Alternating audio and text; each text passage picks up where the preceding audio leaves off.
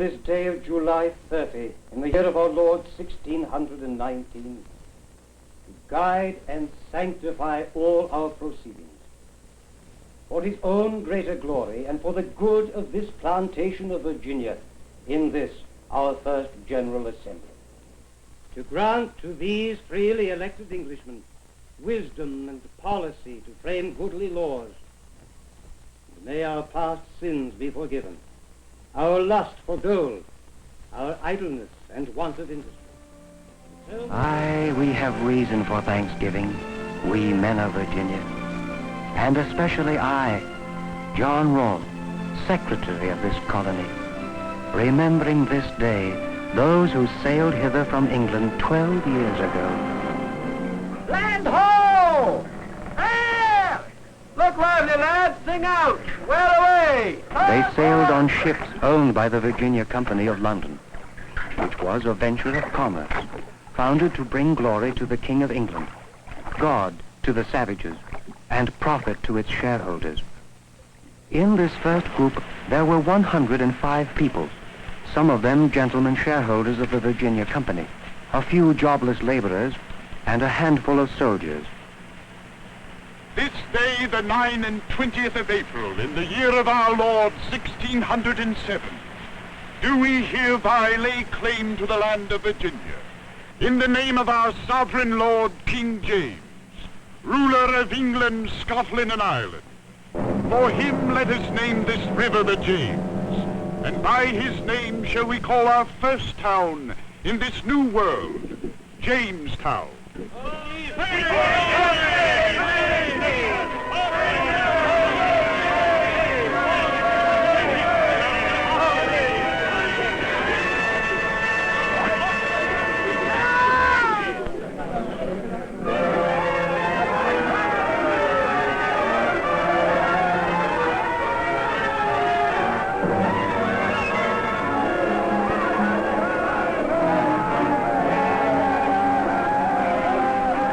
So was this first landing baptized in blood. But they went ashore again, a few miles upriver. Fearing the savages, they all bent their backs behind the hammers to build a fort. Gentlemen, soldiers, and laborers alike, so that they could be free to search for gold and such riches as the Spaniards had found in the lands across the seas. For these men were united by one common purpose only, to bring fair profits to the Virginia Company and quick wealth for themselves.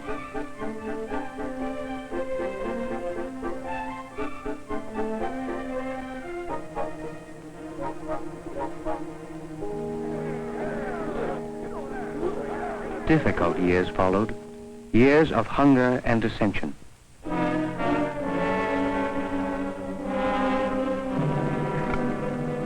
Ships came and went, bringing new settlers and new problems.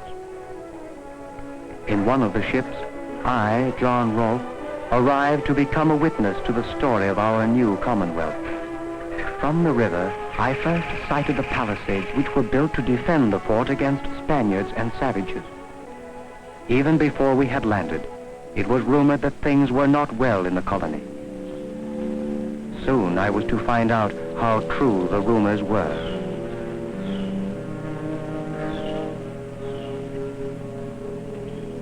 These men who had come to the New World hoping for easy wealth now lay in the streets, sick, starving, and demoralized. Of 500 who had ventured here since the founding of our colony, only 50 were still alive, and these scarcely recognizable as men in their wretchedness. In one of the houses, I saw some wretches eating their food raw, hiding their meager rations in their filthy quarters. Why, I wondered, did they not gather fuel to cook their food?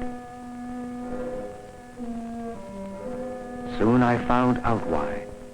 All these men were shaken by fears, fear of savages, fear of unknown illnesses that made some of them lose their minds, and others wither away in the merciless heat. Neglect and ignorance compounded their misery. these improvident men had suffered all their fishing nets to spoil and rot while searching for gold. That first day I met John Layton, a laborer from London whom I soon began to love and respect. What are woodlands all about? Why hast thou not gathered fuel from outside instead of tearing down dwellings for it? Aye, they're woodlands all about. And savages in them, ready to tear the scalp from an inches out. Encounter them soon enough. The blow is our only protection against them. But not fear alone. Lack of government and leadership contributed to dissension.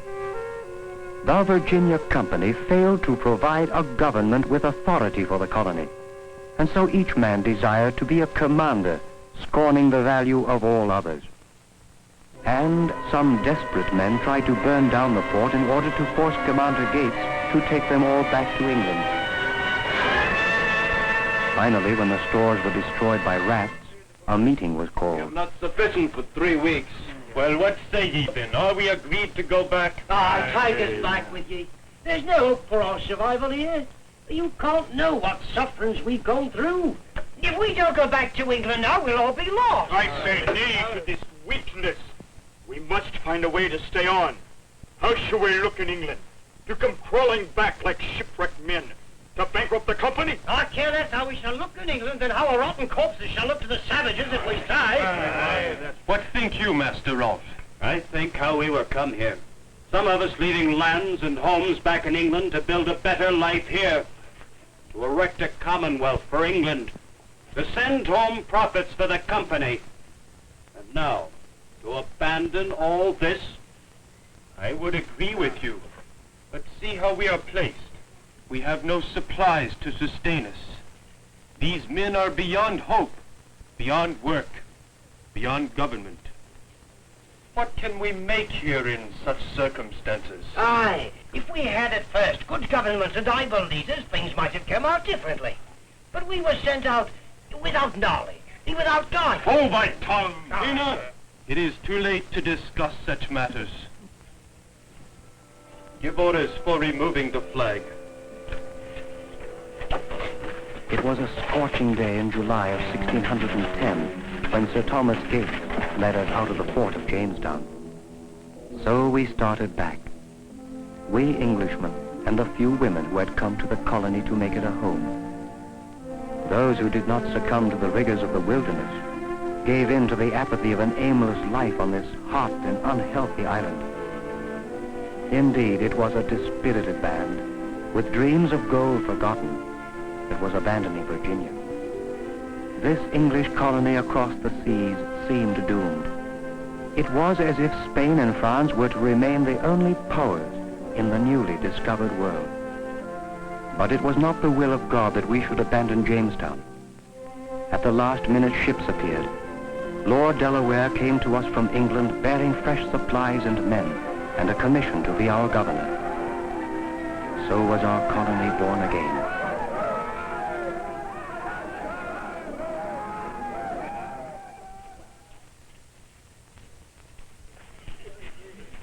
The Lord Governor and Captain General Delaware brought with him the authority of the Crown and a strong one-man rule.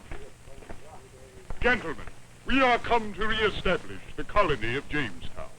I come to be governor here, to hearten and sustain this commonwealth, that it may flourish. I come to supply and defend you. But let all men take heed of what I say. Henceforth there will be laws here, strong laws, to be upheld by all. This same sword of defense which I now hold forth, this same sword I shall not hesitate to raise in justice against all delinquencies. Let us then try to labor in concord together. And if we cannot, then must we labor in fear. But labor we must if we are to live. Let us now raise the flag of our sovereign.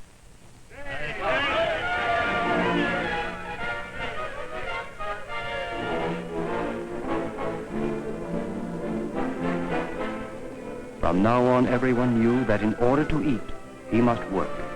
it was decreed that we all were to work and live on a communal basis, producing one for all and all for the company. Under the governor's orders, we joined forces in rebuilding Jamestown, repairing the walls and dressing the thatch, hammering and sawing and building. From the first, we tried our hands at many industries. In the shadows of the Palisades, we set out to make pitch and tar, for instance, from native wood with the hope of turning a profit for the Virginia Company. From the savages, we learned to plant corn the Indian way, and stern measures were enforced for those who did not work. Every day after prayers, an equal measure of grain was distributed to each working member. But such working and living on a communal basis displeased those who were industrious. Leyden, I like your new government. Yeah, for my part, now it's too stern. As before, we liked it entirely. Too stern. Why, too stern? Now we're forced to work whether we will or no. Now we must work or we hang. It's not only this. If we could work for our benefit, it wouldn't be so hard. But now, all the fruits of our labor go into the common cooking pot and for the common good. Now I must tear my hands to produce a bowl of porridge for my neighbors. Now what's the advancement in this? What advancement would you have? You came as a servant to the company. Aye, but with the hope of becoming my own servant. Aye, a stern man the new governor was. But our dissensions were put down, and never had the colony worked as it worked now. As more settlers arrived from England, the colony spread along the James River.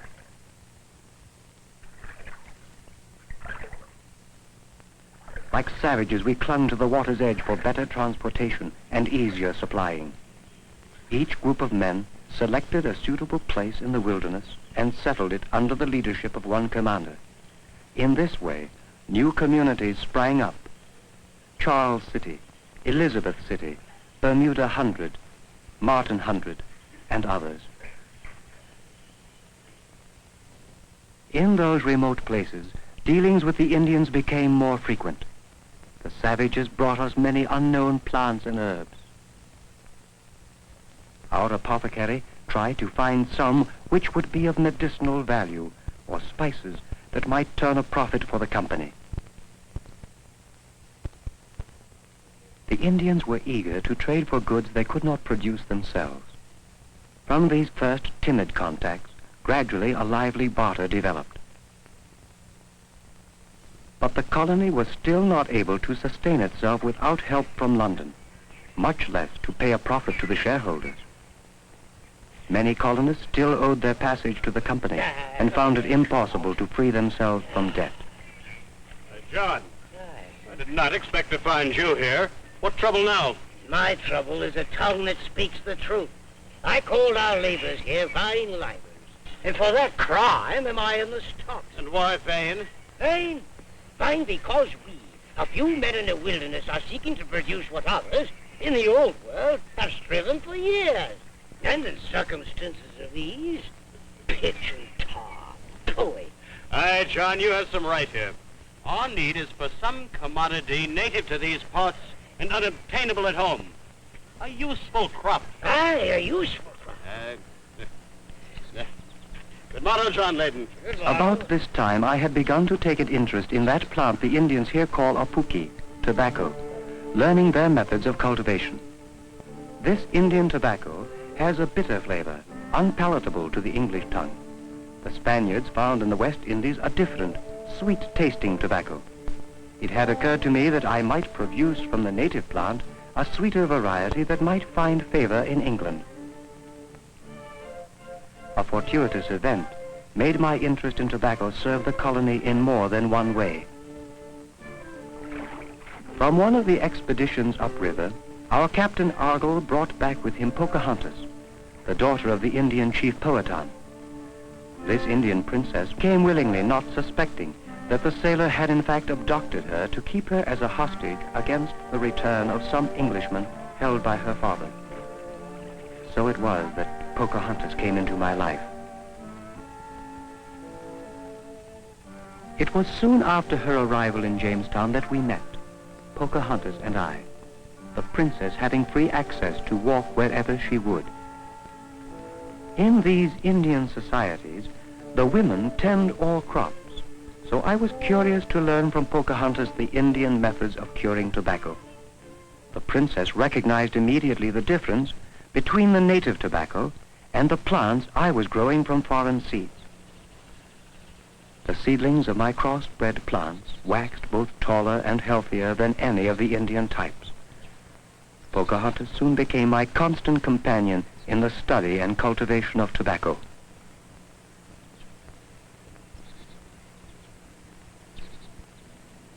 Together we selected the best plants to be spared for seeds and the best leaves to be cured for our first shipment to England.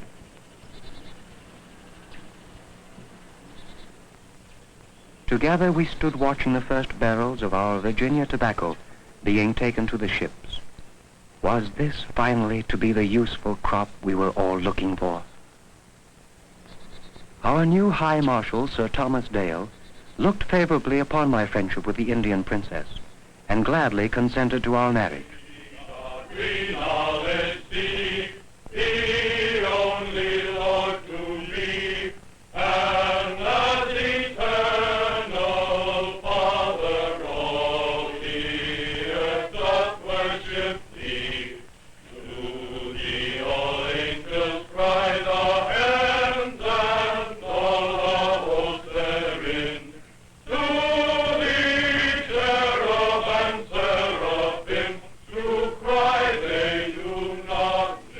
Baptized and given the Christian name Rebecca, she was wedded to me by our Reverend Richard Buck in the presence of the High Marshal.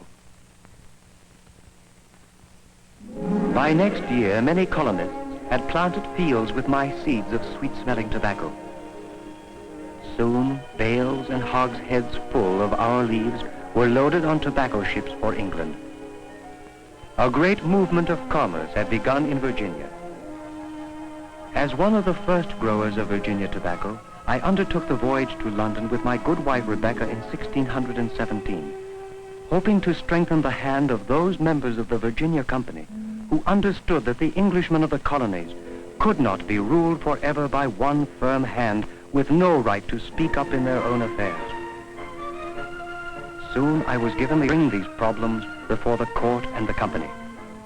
My wife Rebecca and I were graciously received by the Queen, and I was made secretary of the colony. But this moment of success was quickly saddened by Rebecca's sudden illness. It was the will of God that she should never see her native Virginia again.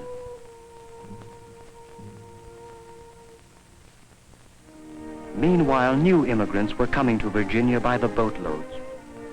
The offer of free land and the chance of gaining wealth from tobacco attracted the English people to the wilderness. The diligent, the resourceful, and the thrifty lived to see success.